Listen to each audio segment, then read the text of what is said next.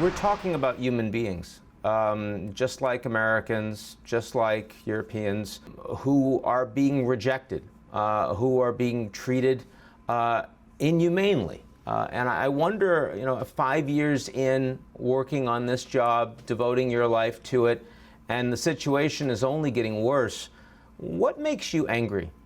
What's the piece of this that is most, sort of internally unmanageable for you as a human being? I have to tell you, I've worked with refugees all my professional life, for well over 3 decades.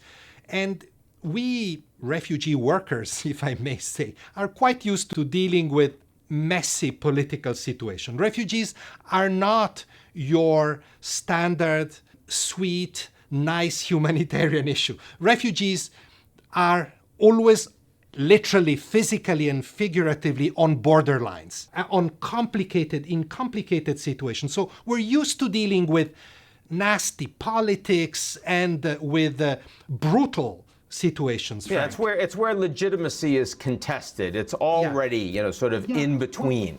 But what makes me upset is that we know that all over the industrialized world, the refugee issue has been manipulated for political reasons, because it has become popular to say, let's get rid of them, let's send them away, let's not rescue them at sea as here in Europe, let them die. I've seen horrible things being said because it's the refugees, it's the migrants that bring insecurity, distort our values, and steal our jobs. These are the 3 levers of fear that some politicians have used and abused. That makes me upset because it is not only profoundly wrong, morally and otherwise, but it is also completely inefficient. These are not the real issues. The real issue is we have a huge mobility that carries refugees and others, and we need to manage it well, seriously, with facts, statistics, strategies.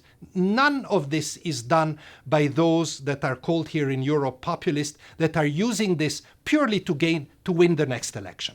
This is what makes me really upset. I think that there's still positive forces, there's still leaders in the world who think in the right way, but everything is on balance, is very 50-50.